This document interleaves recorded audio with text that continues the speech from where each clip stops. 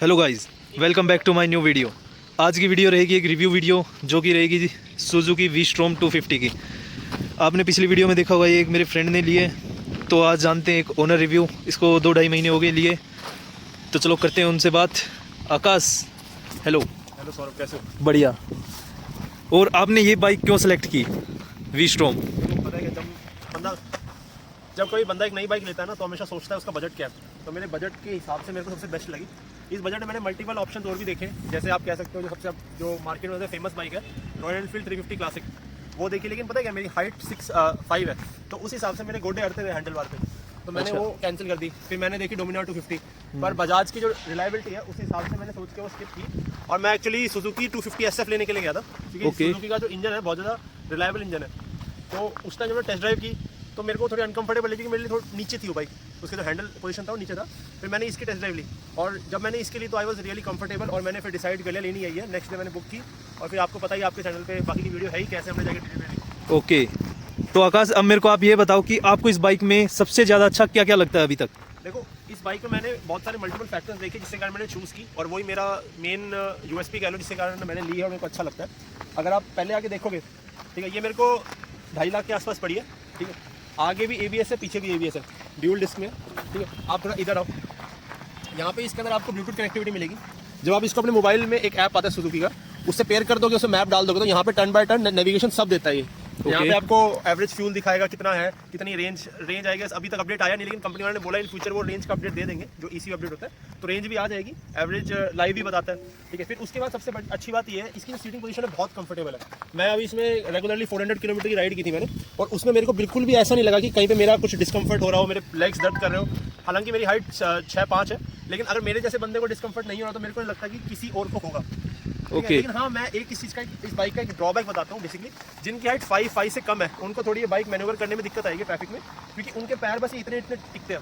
जैसे मैं हूँ, मेरा तो ये पूरा अच्छी तरीके से नीचे सेटल हो जाएगा, लेकिन जैसे एक बार आप बैठ के ही दिखा दो कैसे आपको कितनी पोजीशन बनती है। ये देखिए, अगर आपकी हाइट 6.5 फुट या 6 फुट से प्लस है, तो आप इस बाइक को ले 5'8" तक भी कंफर्टली चला पाएंगे। लेकिन 5'8" से अगर आपकी हाइट कम है, तो आपको इसमें पाँव नीचे रखने में दिक्कत होगी। 5'8" वाले भी हो जाएंगे, 5'5" से कम है ना। हाँ, 5.5 फुट की हाइट है, वो इसको मत लें, हाइट का काफ़ी इशू रहेगा। एक दोस्त है, उसने चलाई थी, उसको ऐसे प्रॉब्लम आ रही है। लेकिन अगर फिर भी जो छोटे हाइट वाले उनको लेनी है, तो उनके लिए मैं एक सजेशन देता हूँ, जो एक सुजुकी ने बहुत अच्छा सजेशन बहुत अच्छा विकल्प दिया है, ऑप्शन दिया है इसके अंदर। जैसे कि इसकी सीट हाइट 835 mm है, हाँ। लेकिन एक अपग्रेड आता है, आप सुजुकी सर्विस सेंटर में जाकर करवा सकते हो, वो शायद 1000 रुपये चार्जेबल होता है। यहाँ से इसकी वो सीट हाइट 35 mm कम कर देंगे। इससे जो शॉर्ट राइडर्स है उनके लिए आसानी हो जाएगी। लेकिन हाँ, लेने से पहले एक बार टेस्ट ड्राइव करवाओ। अगर शोरूम में कोई बाइक है तो उन्हें बोलोगे प्लीज़ मेरी सीट हाइट जो आपकी बाइक की उसे कम करो, मैं उसकी टेस्ट राइड लूँगा। सबसे पहले मेन चीज़ है, टेस्ट राइड लिए बिना कोई भी बाइक मत लो, क्योंकि देखो आपको बाइक लेनी है एक आराम से 5-6 साल के लिए रखता है एक मिडिल क्लास बंदा, क्या पता उससे ज़्यादा भी रखता है। तो मेन चीज़ कंफर्ट आती है। आप लुक्स पे जाके मत लो कि यार मेरे को ये लुक्स अच्छे लग रहे हैं, मेरे को पिक्स में ये बाइक चाहिए, सब चाहिए। नहीं, जो मेन कंफर्ट है वो लो। और दूसरी बात, इसकी पीछे की जगह पिलियन, सौरभ एक बार आके दिखाना। अगर आप इसका ये देखोगे, ये भी इतना बड़ा है और पिलियन के लिए भी बड़ा है। यहाँ तक कि जो मेरी सिस्टर है, मेरी मदर, आराम से इस पर चढ़ के बैठ जाती है, कोई दिक्कत नहीं आती, एकदम कंफर्टेबल है। मेरे साथ मेरा दोस्त गया था 400 किलोमीटर की राइड पे, अप डाउन किया था हमने, ठीक है, उसको बिल्कुल भी परेशानी नहीं हुई, बहुत अच्छी तरीके से गई। दूसरी बात ये देख लो आप, इसके अंदर ये कंपनी फिटेड आता है, आपको कोई बाहर से लगवाने की जरूरत नहीं है। आप अगर आप इस कैटेगरी की दूसरी बाइक देखो, हिमालयन देखो या KTM 250 एडवेंचर देखो, उसके अंदर ये आपको बाहर से लगवाना पड़ेगा और आपको एक्स्ट्रा कॉस्ट देना पड़ेगा। जैसे आप यहाँ देखो, ये नकल गार्ड आएंगे, ठीक है। कभी कभी क्या होता है, आप जब निकल रहे हो, ये ऑटो वाले पता है साइड मार जाते हैं आपके, फालतू में यहाँ पे कट जाए, कुछ हो जाएगा।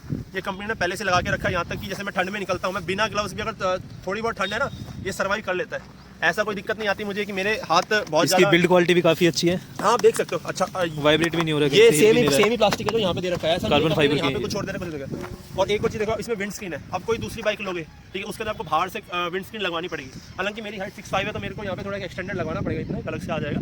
लेकिन जिनकी 6 है ना, उनको कोई दिक्कत नहीं आनी, आराम से विंडोज ऊपर चला देगा, 1% दिक्कत नहीं आनी उन लोगों को, ठीक है सौरभ। तो ये कुछ मल्टीपल रीजन थे जिसके कारण मैंने बाइक कंसिडर की। ओके, तो आकाश अब आप मुझे ये बताइए, आपने ये, जितना मेरे को पता है, हिसार में सबसे पहला मॉडल यही आया था, आपने ही लिया है वो, तो आपको इसके अंदर कंपनी की तरफ से क्या क्या ऑफर मिले हैं? हिसार में ये लेने से पहले एक और मॉडल आया था, लेकिन वो दूसरे डिस्ट्रिक्ट वाले ओनर ने आके लिया था, क्योंकि वहाँ पे अवेलेबल नहीं था।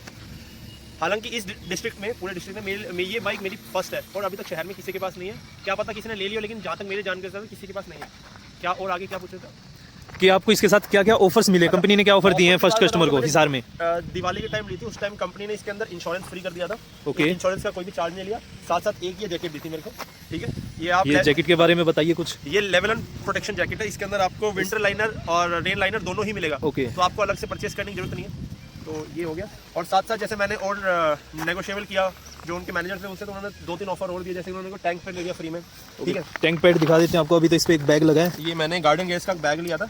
हाँ, इसका वीडियो आप देख चुके हैं, पिछले वीडियो में इसी के बारे में हमने बताया था। ये सौरभ निकालना पड़ेगा पूरा, ये टैंक पैड निकालना पड़ेगा, चलो इसको हम बाद में दिखा देंगे आपको। टैंक पैड लगा के दिया कंपनी ने, ठीक है। और फिर उसके साथ एक ही छोटा वाला गार्ड दिया था जो मैंने कुछ टाइम के लिए लगाया था, क्योंकि निकलते ही क्या है बाइक गिर जाए कुछ भी बात हो जाए, तो अपने सेफ्टी के लिए। फिर ये दूसरे वाला मैं दिल्ली से लगवा के लेके आया था। हाँ, ये एडीवी गार्ड कुछ लगवा रखा आपने, ठीक है। ये वाला मैंने क्यों चूज किया, क्योंकि मेरे को एक ऐसा गार्ड चाहिए जिसके अंदर इंजन में प्रोटेक्शन हो और यहाँ भी हो। जो अभी तक जो इसका बेस्ट गार्ड जो आया हुआ है क्रैश गार्ड, वो आप देखोगे तो जेबी रेसिंग का हो गया, ठीक है। ओके। मोटो ट्राइब का आता है, फिर एक आता है बंदी दोस्त पिस्टन करके, I don't remember the name, एक ऐसे साइट है उस पर मिलता है, ठीक है। उसमें मैंने क्या देखा, उसमें ये सब क्वालिटी तो अच्छी है लेकिन इंजन प्रोटेक्शन नहीं है। ओके। लेकिन मैं फिर भी रिकमेंड करता हूँ आप थोड़ा और रिसर्च करो, ये वाला मत लगवाओ अभी के लिए, अगर मार्केट में मच बेटर ऑप्शन होता है। क्योंकि ये वाला मैं देख रहा हूँ यहाँ से, देखो ये मैंने से हाथ ऐसे किया, ये वाइब्रेट कर रहा है। हाँ, ये काफी वाइब्रेट कर रहा है। तो ये मेरा इसी हिसाब से, मेरी बाइक मार्केट में खड़ी है और अगर किसी ने ऐसे करके स्कूटी या कुछ कार वाले ने मार दिया तो मेरे को प्रोटेक्शन मिल जाएगा। लेकिन मैं हाई स्पीड पे जा रहा हूँ तब गिर गई बाइक, तो शायद मुझे प्रोटेक्शन इसमें नहीं मिल पाई, टोटली इसके अंदर घुस जाएगा। लेकिन आगे मैं सोच रहा हूँ इसके अंदर एक रॉड वेल्ट कराने के लिए, वो आपको फ्यूचर सौरभ अपने अपडेट कर देगा जैसे मैं और कोई मॉडिफिकेशन बाइक। अगर इसमें कुछ हम करवाते हैं और मॉडिफिकेशन, तो उसके बारे में भी आपको बताते रहेंगे साथ साथ। बाकी मेरा आगे का प्लान है यहाँ पे एक सैडल स्टे लगवाने का और एक बैक रेस्ट लगवाने का। बैक रेस्ट और सैडल स्टे, वो तो मैं भी लगवाऊंगा अपनी अपाचे में, वहाँ खड़ी है अपाचे। तो आकाश, अब आप मुझे बताइए कि आपको ये बाइक लेने के बाद कैसा फील हो रहा है? देखो बाइक बहुत अच्छी है, नो डाउट। इसका इंजन अगर 250 सीसी के हिसाब से देखोगे तो 26 PS पावर प्रोड्यूस करता है, 22 Nm के अप्रॉक्स टॉर्क प्रोड्यूस करता है, ठीक है। मेरे को आज तक कभी भी ऐसा नहीं लगा कि इस बाइक में कोई पावर की कमी है। हाँ, लेकिन एक छोटा सा ड्रॉबैक है, जैसे ये 5000 RPM के आसपास आती है तो थोड़े से इसके इंडिकेटर वाइब्रेट करते हैं, लेकिन आप जैसे गियर अप कर दोगे तो ये वाइब्रेशन भी खत्म हो जाएगी। ओके। दूसरी, अगर आप इसकी time to time chain lube नहीं कराओगे तो ये बाइक एक अजीब सी आवाज़ करेगी, जो मेरे साथ ही हो रही है, मेरे को नहीं पता किसी और के साथ हो रही है। तो टाइम टू टाइम इसकी चेन ल्यूब कराओ, एकदम सही जाएगी, ठीक है। ट्रैफिक में मेरे को इस बाइक को लेके हाँ दिक्कत आती है, क्योंकि बहुत बड़ी बाइक है। अगर आप पर्सनल आगे यहाँ पे आगे देखो, सारा मेरे को यहाँ से दिखाना, इसका जो हैंडल की पूरी फ्रंट काफी वाइड है, ये देखो कितना वाइड है। अगर मैं बताऊँ तो अप्रॉक्स 1 मीटर तो हो गई, ये इतना वाइड है इसका हैंडल बार। जो नॉर्मल बाइक अगर आप देखो अपाचे या कोई और, उनके इतने होते हैं, इसका पूरा बड़ा है। तो थोड़ा ट्रैफिक में दिक्कत आती है, लेकिन हाँ हाईवे पे आपको 1% की भी दिक्कत नहीं आएगी, मेरी गारंटी है। आप आराम से इसको लगा लो 500-600 किलोमीटर बिना पूरे एक स्ट्रेच में, अगर आपको काबिलियत है आप तक जाओगे, बाइक नहीं थकेगी। ऊपर से कूलिंग बहुत अच्छी है, हीटअप बिल्कुल नहीं होता इंजन। अभी तक मेरे को 2 महीने हो गए, अभी 2 महीने में मेरा तो बिल्कुल नहीं हुआ है, ठीक है। बाकी इसके अंदर सुजुकी ने SOSC एक टेक्नोलॉजी दे रखी है, ठीक है, जो सुजुकी बोलती है बहुत अच्छी है। हालांकि ऑयल कूल है, लिक्विड कूल नहीं है, लेकिन फिर भी बहुत अच्छी तरीके से इंजन को कूल रखती है। यहाँ साथ साथ आप देखोगे एक चार्जर भी है, चार्जिंग पोर्ट भी आपको इसके अंदर मिल जाता है लाइट के साथ। अगर आपको साथ साथ ये करना है मोबाइल चार्ज तो अपना कर लो। बाकी मैं एक और सलाह देता हूँ, आप GPS माउंट मत लगाओ, ऐसा एक बैग ले लो जैसे मैंने ले रखा है गार्डन गेट टैंक बैग, किसी भी कंपनी का। इसी में आप मोबाइल डाल के GPS यूज कर पाओगे। इसके साथ फ्लेक्सिबल उसके साथ लो, इसमें ले लो। क्योंकि क्या होता है ना, अब मेरे एक फ्रेंड के साथ क्या वो दिल्ली में था, उसने यहाँ पे लगा रखा था, ठीक है। अब कोई बंदा आया, उसने यहाँ एक बंदा आया यहाँ पे, उसने आके उससे एड्रेस पूछा, उसने पीछे मुड़ के एड्रेस बताने लग गया, इतने में कोई बंदा यहाँ से खींच के बाइक जो मोबाइल था और गली में भाग गया। अब यार बंदा ट्रैफिक में बाइक छोड़ के थोड़ी जाए उसके पीछे। तो ये सब चीज़ों से बचने के लिए ना आप अपना सिंपल सी बात है, यहाँ बढ़िया टाइप से रखो। तो लोग बोलते हैं नीचे देखने में दिक्कत आती है, भाई कोई दिक्कत नहीं आती, इसको आगे की साइड कर दो, ये देखो थोड़ा और ऊपर की साइड फिक्स हो जाएगा, कोई दिक्कत नहीं, सब एकदम परफेक्ट है। अब माइलेज की बात करूँ तो मैं इसमें, हाँ, सिटी में आपको ये कितनी माइलेज देती है और हाईवे पे अगर आपने टेस्ट किया हो तो? मैंने देखो ऐसे बोलते हैं कि फर्स्ट सर्विस से पहले कम ही माइलेज मिलती है। फर्स्ट सर्विस से पहले मेरे को इसने सिटी में अराउंड 27 to 28 की माइलेज दी, जो मेरे को लगा कि बहुत कम है जिस हिसाब से मैंने दूसरे यूट्यूबर्स या दूसरे लोगों को देखा जो यूजर एक्सपेरिमेंट शेयर कर रहे थे। फिर मेरे को हाईवे पे उस टाइम सर्विस से पहले इसने 38 की दी थी, ठीक है। मैं उस टाइम सिंगल राइडर ही गया था, इसने मेरे को 38 की दी। फिर उसके बाद क्या हुआ कि जब मैंने सर्विस करा ली, फर्स्ट सर्विस इसकी फ्री थी सुजुकी की तरफ से, सुजुकी ने उस टाइम ऑफर दे रखा था, first service costed me around 1000 rupees और it was all free for me. और उसके बाद इसने मेरे को सिटी में माइलेज दिया अराउंड 30 to 32 मेरे ड्राइविंग स्टाइल के हिसाब से, क्योंकि जो हमारी सिटी बहुत क्राउडेड रहती है। मैं पर्सनल आपको बताऊँ, ऐसा नहीं है कि आपको एक स्ट्रेच मिल जाएगा आप कंटिन्यू चला लोगे, नहीं। दिल्ली मुंबई की तरह बिल्कुल नहीं है। दिल्ली मुंबई में कहीं कहीं आपको ट्रैफिक जैसे चौक पे मिलेगा, फिर एक स्ट्रेट रोड मिलता है, यहाँ पे कुछ ऐसा नहीं है, तो हमेशा रुक रुक के चलती है, थर्ड गियर से तो ऊपर जाती नहीं मेरी, ठीक है। तो उस हिसाब से मेरे को 30 to 32 दे रही है। और हाईवे पे हम 2 लोग थे, उसने मेरे को विद पिलियन मेरे को 38 का दिया, इसने विद ये गार्ड सब कुछ, ओके, ठीक है, इसने मेरे को 38 का दिया। तो आकाश, इसके बारे में आपने लगभग मेन सारे पॉइंट्स के बारे में बता दिया है। हाँ। अब हम आपसे ये जानना चाहेंगे कि ये बाइक किन लोगों को लेनी चाहिए और किन को नहीं, तो उसके बारे में आप क्या कहेंगे? देखो, नहीं लेने वाले जो फैक्टर है वो बहुत कम ही लोग होंगे जो नहीं लेंगे। देखो, एक ना फैन बेस की बात होती है, किसी को कुछ पसंद है, किसी को कुछ पसंद है, तो वो लोग नहीं लेंगे। लेकिन जो छोटे हाइट के लोग हैं, एक और कैटेगरी आती है, उनके लिए थोड़ी अनकंफर्टेबल होगी। वही बात है, अपना टेस्ट राइड लो और फिर उसके बाद अपना जो डिसाइड करना है वो करो, ठीक है। और लेनी चाहिए तो उसके लिए मेरे हिसाब से मेरे को लगता है कि बहुत बड़ा इसका बेस रहेगा जिनको लेनी चाहिए, ठीक है। एक तो जिनको लॉन्ग राइड पे जाना है, जिनको लद्दाख मारनी है, बहुत अच्छी बाइक है। रॉयल एनफील्ड की जो हिमालयन है वो अच्छी बाइक है, मैं मानता हूँ, ठीक है, वो बहुत अच्छी बाइक है, लेकिन आपको इस जितना माइलेज तो बिल्कुल नहीं देगी, ठीक है।